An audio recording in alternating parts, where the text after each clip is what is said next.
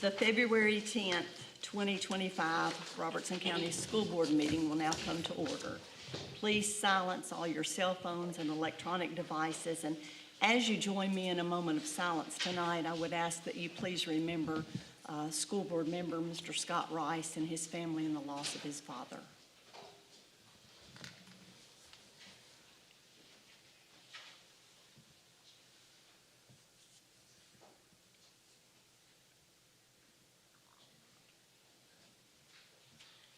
Thank you. Would you please stand?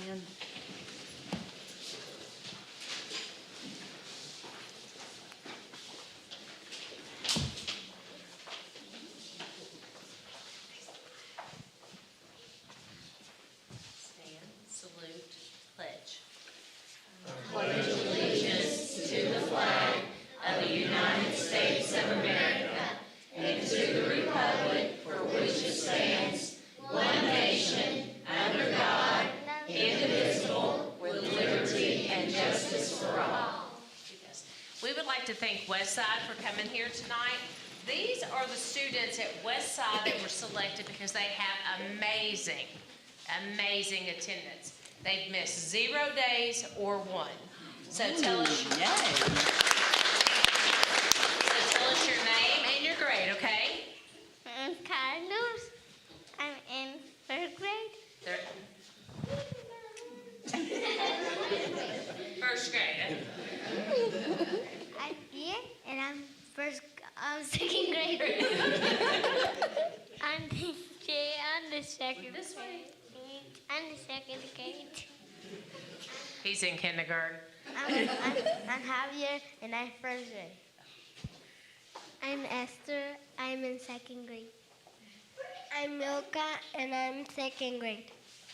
Say thank you, guys.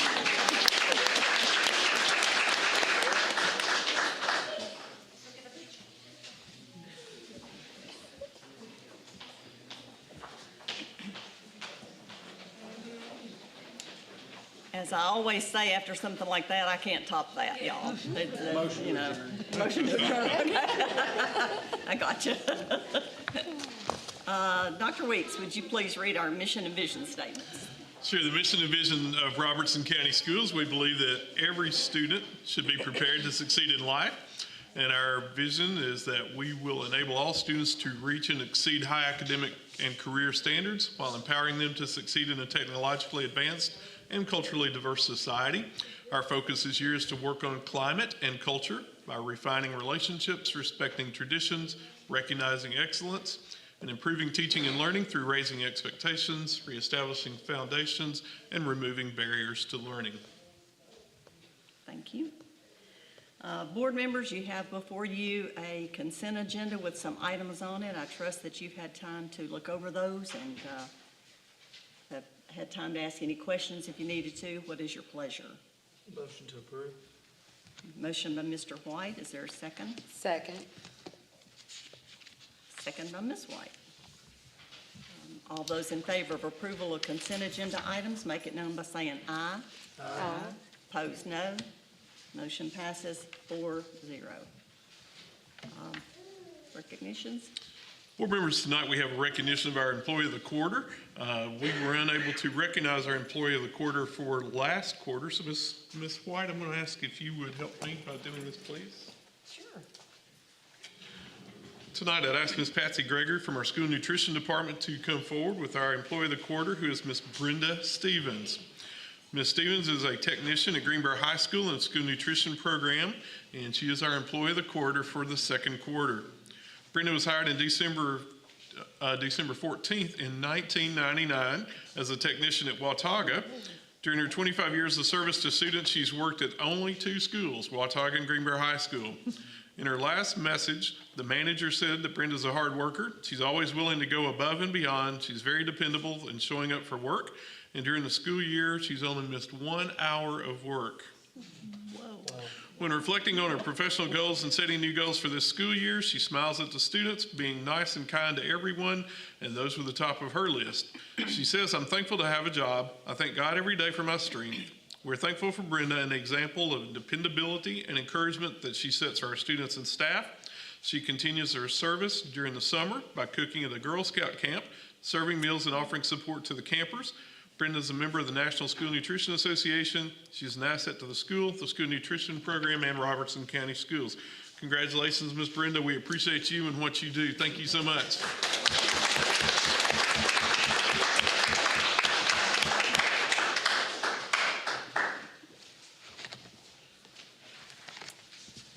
Okay, the next item on our agenda is personnel reports.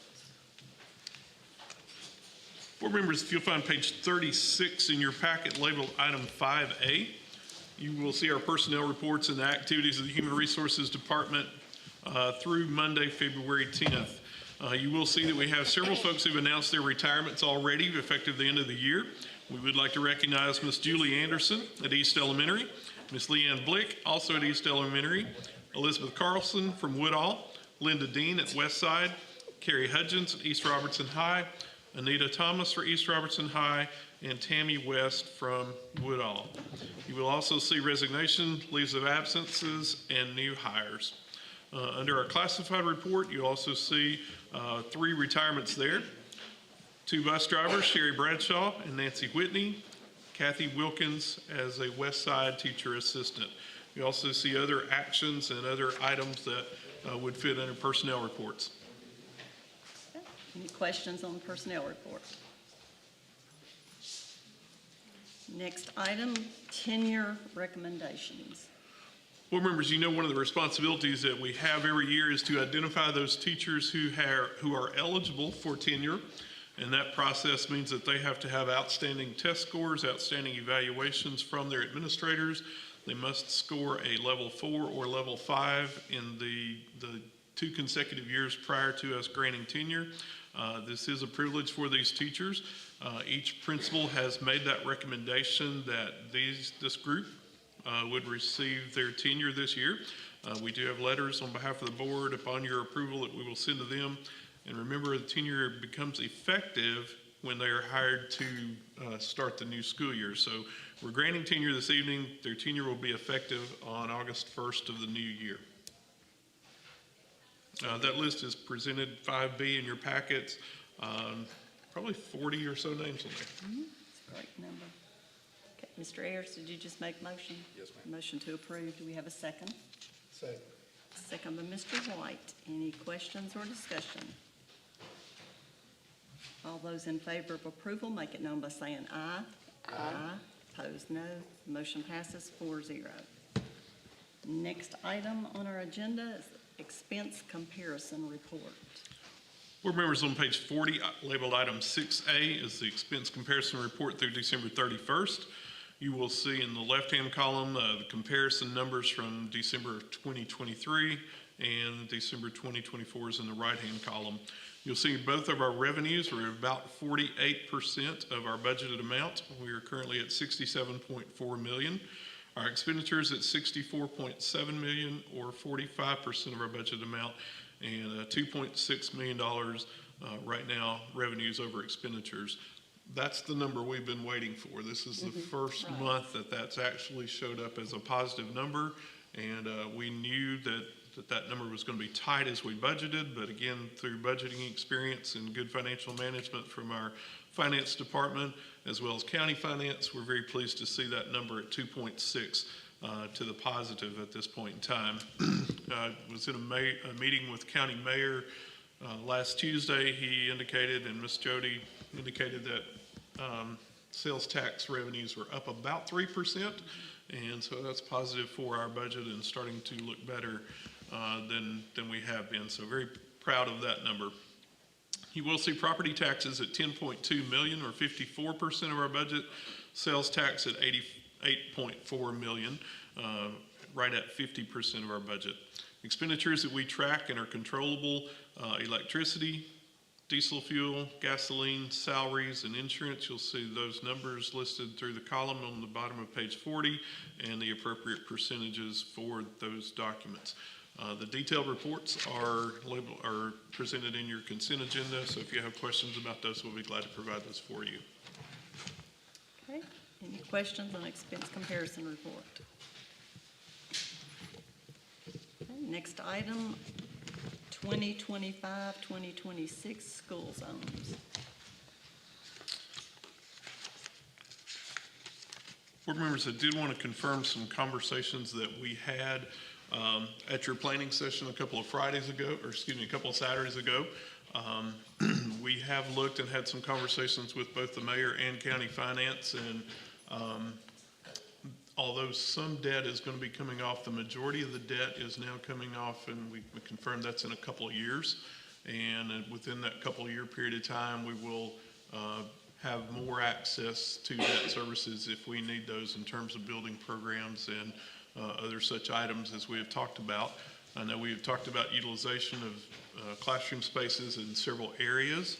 And again, I think upon your guidance and your direction, you've asked that we continue planning, continue working with our with our physical planners and with our construction planners and our facility planners. But at this point in time, we had talked, if we were interested in opening a school in the fall of 27, that we really needed to go ahead with that process now. So I think after we've all talked and had consideration, that probably the best thing to us to do is to plan on the opening of that school in the fall of 27 rather than the fall of 26. And that way we would be better in a position to approach the county commission in terms of borrowing power that the county would have at that time. So based upon that conversation that we had, follow-up conversation with the mayor, follow-up conversation with Ms. Jody, our finance director, I think there was discussion about the desire for us to look at some school zones and consider some school zones, and we are prepared to do that if that's still the direction that you would like us to go. Yeah, I'll make a motion that we continue with this process. Do you think those numbers and the school zone lines could be brought to us at our next meeting? Or do we need to have a meeting before that? Just to recap, I know at our planning session, there was discussion of moving the southeastern quadrant, some of south of White House back to the Greenbrier zone, like I guess it was when I grew up and attended school there. So some of those students that were in that Bethel Road area back over toward the Watauga and Greenbrier zones.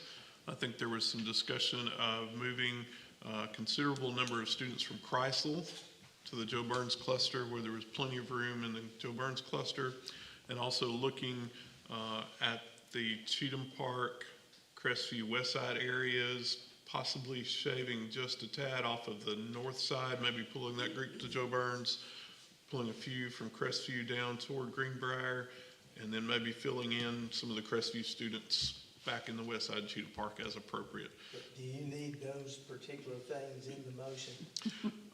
If you do, so move. But we don't have a second yet because he jumped right in.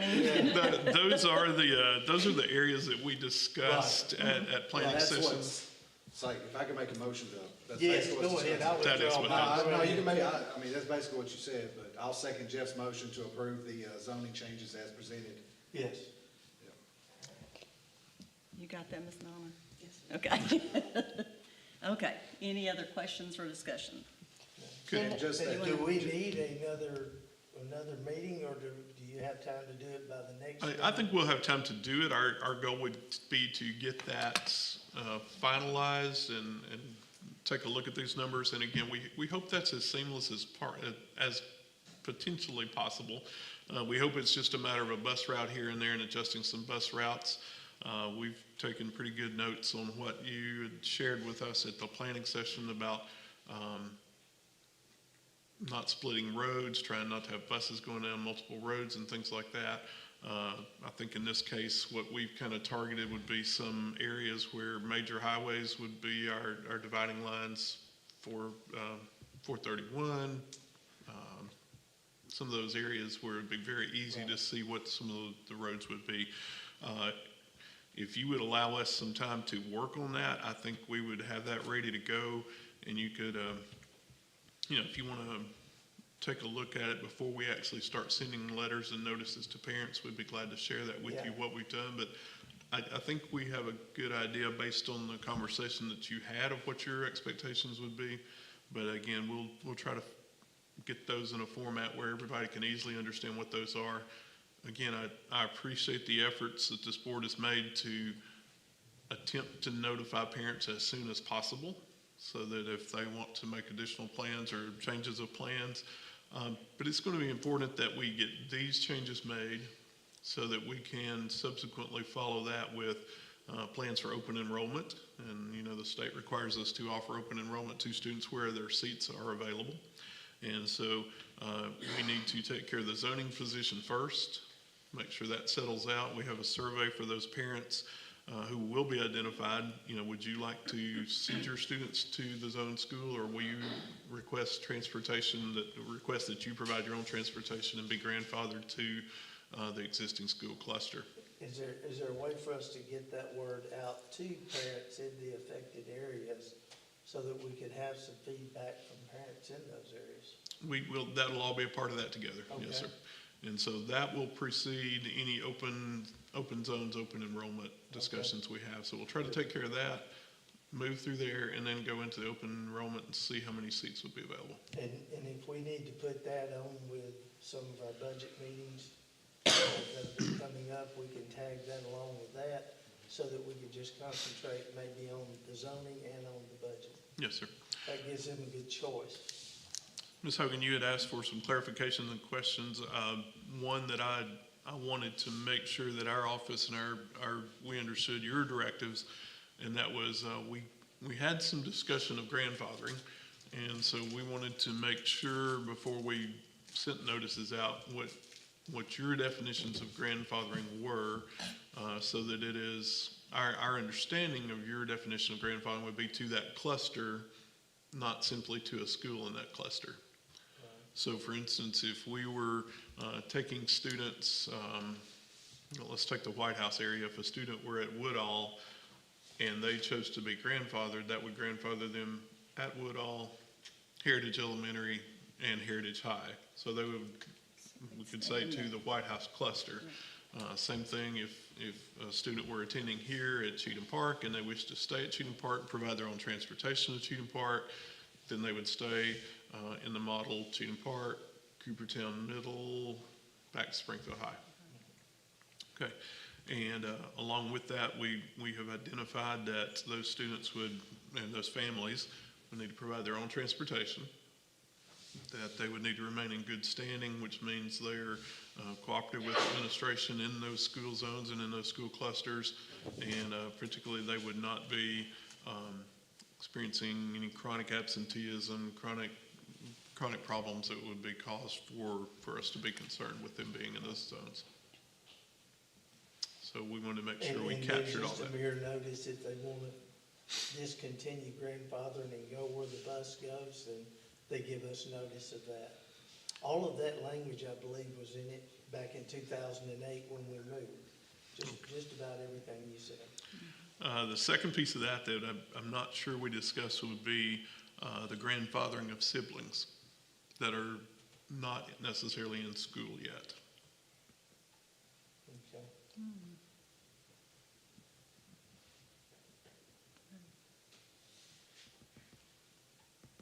I'd like to see what you could write up for that. Okay. Because that'll be a procedural type thing that we can take care of after that's not going to really impact our zoning. It would impact a family's decision possibly, but we'll make a recommendation, bring a recommendation back to you on the grandfathering of siblings. I could understand doing that. Or you could have Johnny in the second grade at one school and in another cluster. We don't need that. We need to make it as easy as we can for the parents in these affected areas. That's what I assumed you would do, but I didn't want to assume anything that I didn't need to. Yes, sir. Any other discussion? Well, I know the zoning is sometimes a touchy subject, and it's not what everybody wants to do, but Just a little bit. it's not just because, like, we just thought that was something fun to do. I mean, we've got schools that are busting at the seams, and then we found some spots at some other schools where there's a little bit of space there, so it's trying to figure out how to make it all work. And Ms. Ward, I appreciate you bringing that up, and And one of the things that I continually talk to my staff about is reducing that variability in the quality of education that we provide. So we offer the same quality education, whether you're at Chrysler Elementary, Joe Burns Elementary, Greenbrier, Watauga, White House, Coopertown. That's one of the things that we continue to work on. We continue to stress to our principals and to our staff is that we need to reduce that variability each day.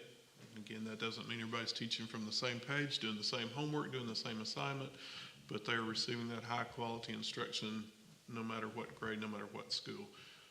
We do understand there are some differences in communities. We do understand there's some differences more so as we move into the high schools about course offerings and courses that are offered and options that some students might have, but we can that is one of our goals, is to continue to reduce that variability, particularly at the elementary and middle schools. So thank you for bringing that up. Anybody else? Everybody ready to vote? Okay. All those in favor, make it known by saying aye. Aye. Opposed, no. Motion passes 4-0. Okay, I see nothing on transportation and facilities nor communications, so we are ready for Director of Schools report. Board members, we have talked an awful lot about the planning that we have started for next school year, and I know as we just start coming back from second semester and starting second semester, our office focuses an awful lot of their attention upon the upcoming school year. So we have now completed our meetings with all of our principals, and we've had about an hour and 15-minute discussion with them. We've talked about progress monitoring, where they are up to this point in time. We've talked about the benchmark assessments that we are giving. We've talked about the constant need to measure and diagnose where we are and to develop plans of improvement for the schools and where they are. So we're working our way through those. We have talked about staffing for next year. We have talked about budgets and the budgets that the principals are preparing. So we have made it completely through all of our principals. That's very good discussions. We've made it through, I think maybe all but one or two of our supervisory staff. We've had to reschedule a couple of meetings there, but we have probably 95% of all of our preliminary work done so that we can start preparing to put some numbers into preliminary budget forms. So we're going to be looking at that, deciding, separating out some of our list of wants and needs, seeing what those are, seeing what some requirements are going to be, seeing how legislation impacts anything that we need to budget for.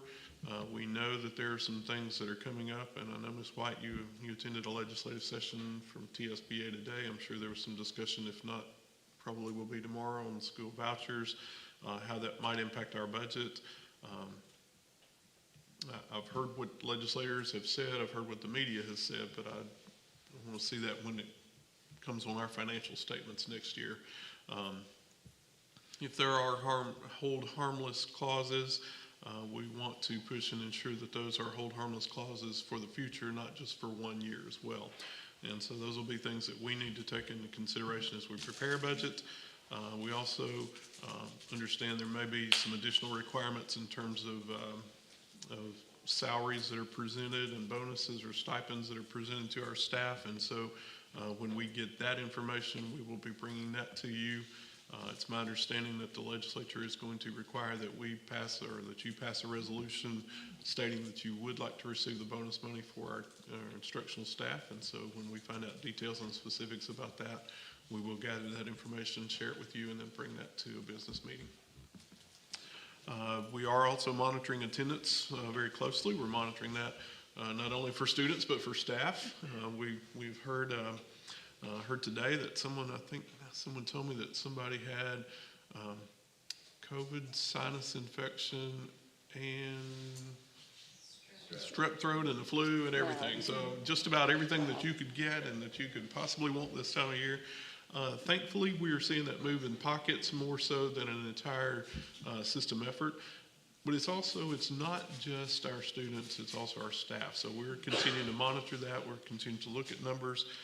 Again, thankfully, it's kind of moving around, and so it's not hit us really, really hard in one particular area. I know it does at that particular time, but again, it's moving through and rather quickly through there. So we hope to continue to monitor that and look at that. If we need to make any decisions about opening, closing, doing deep cleans of schools and things like that, we'll consult and make sure that you're aware of any conversations about that as we need to. Dr. Williams, yes, sir. this is one of those things I was talking about, putting in the contract for our cleaning. Is weekends like we've had the last few, we should probably be fogging out the rooms. This will In be the pockets that are the right. worst. And this will be an ideal weekend. This will being a long weekend with President's Day coming up next Monday. So again, we hope we can communicate that need to hit some of those places and target some of those places. You know, it's tough to shut down a campus and close a campus. I think back to when we had to do that during COVID times and other times like that. But you know, there are always extracurricular activities that are on campus, and particularly during holidays. This is also Valentine's weekend, and I think I've seen a dance or two advertised and lots of things going on. So as we look at those things, but again, the health and well-being of our staff and students, you know, we need to consider that as well. So we certainly will. Thank you for that, Mr. White. You also mentioned the cleaning contract. So we have those ready to send to bid. Ms. Kleiner's worked on those and finalized those based on your input from your planning session. And so those should be going to the finance office. That would be the landscaping / mowing, and then our custodial contracts. Those should go out hopefully late this week. Okay. Thank you. Through? Okay. Okay, board members, do we have any old business to come before us? Any new business? At the planning session, we did talk about the site and getting our road started from Greenbrier High School over to the cul-de-sac where we can go out 41, and I would think that we would start that off just on an emergency basis. In discussing this in our session, we was talking to different ones about what steps we needed to take. It was suggested we talk with the mayor, and I did talk to him. He said the best thing to do is go ahead and do a site plan. It's nothing specific. It's where we would have a building, where a parking lot would be, and where the road would be. And that way, their engineers can look at it to tell us about water runoff and what we're gonna have to do to take care of the entire thing at one time, instead of us doing a little bit of work just for this road, and then a little later do some for the parking lot, and later for the building. Just have a site plan that we can work off of in phases. And right now, that's all it is a site plan. They'll look at it, they'll give us recommendations and tell us what the needs are for water runoff, and then that will give us a direction we can go. Jeff, will we be directing Hewlett Spencer to start this work? Yes, I think that's the best thing to do, is go ahead and let them start looking at that site and getting some ideas about what the wants and needs are there. So Mr. White, so I can be clear, you were talking about, are we talking about a footprint like we looked at the building footprint for potential Heritage Middle School, or are we looking at more detail with that, some actual No, right engineering? now, I'm just talking about. Footprint with a drawing, footprint with a building phase, I'm sorry, what was it last you said? footprint with the roadway, parking lots, and possibly a footprint of a building? Yes. Okay, that's what I thought. So you want a site plan of all of that done? Do what? You want a site plan of all of what he said done? Need to show Not where just- each one of those are gonna be, so Not that they full can give us the right. Right. Yeah. Just a Right, footprint. just And like it, the road. according to Lenny, it's not something that you're nailed down to. If you need to build it a little wider, a little longer, that's part of it as well. But we would only be looking at the site plan, seeing, that way we could actually go out with a bid of what we wanted done and take care of the waterworks at the beginning. And then as time goes, we'll work on the rest of it. And the main reason for this is, you know, one of the reasons we needed that land, number one, there was nothing else there. But number two, everyone knows the traffic problems around Greenbrier Middle School and Kniff and Parker Street during those times of day when we're going in school and letting them out. So the city's worked with us every way they can. They've made Kniff now a one-way street for a certain time every day. It's just a one-way street. but this would also allow for us to have emergency vehicles, and in the future, I think a good place for the buses to go out, and they would be going totally separate from the cars.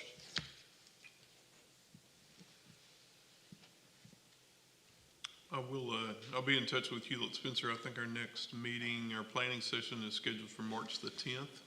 I think we had talked about potentially doing an off-site visit for that, and I don't think we're quite prepared for that at this point in time, so we would announce that that meeting will be in this building, if that's okay with everyone. We have not given up on the idea of having an off-site meeting in the spring and fall, but I think at this point in time, it would be beneficial to our office to do it here. Okay. So that was my motion. Okay. All right, I need a second. Okay, we have a motion. Do we have a second? Second by Mr. Ayers. Any other questions or discussion? All those in favor of approval, make it known by saying aye. Aye. Opposed, no. Motion passes 4-0. Okay, we are ready for comments by board members. Mr. Ayers, would you like to start? I guess I want to start with everybody that survived the flu and everything going around. I know it's been tough. Thank you to all our teachers and staff for getting us through that. I know mine brought everything that was around home, so I was going around the schools really hard. Thank you to my Woodall family for your notes to the school board. I really appreciate it. I haven't gotten through all of them, but I did get this from Mr. Ben Roberts in Miss Abby Parks' first grade at Woodall. And he said, thank you for all you do. You are important. He said that. So when I go home to my teenagers and tell them I'm important, I get to quote Mr. Ben Roberts. So I appreciate thank y'all for that. That meant a lot. Thank you. Yeah.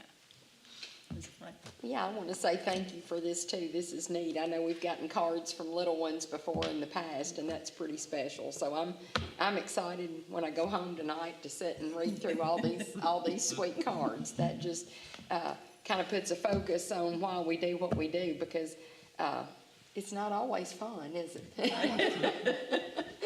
So anyway, but just want to thank everybody here at central office and any school teachers or any kind of help. And I was so impressed with the lady that got the award tonight, the nutrition award. That's dedication.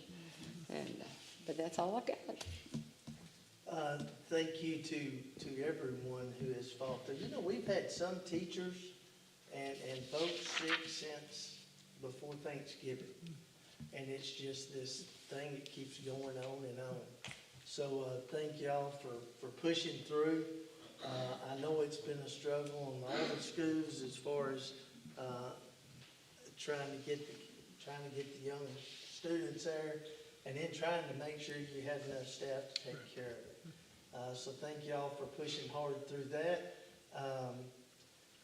Be thinking about Mr. Rice. He's going through some tough times right now. Let's keep Scott in our thoughts and our prayers. Well, I'm like you. I can't wait to read these little notes, because that's just what makes the difference to me. You know, I also want to say, you know, we passed an attendance policy, and I've kind of got some mixed feelings about that, because I don't know, maybe you might have some insight to this, but are we seeing kids come to school sick maybe when they don't need to come to school because they don't want to take that exam at the end? I mean, I don't know. I just think maybe we might need to revisit that at some point. But the one thing I really wanted to focus on tonight were the graduations. Those midterm graduations were absolutely wonderful.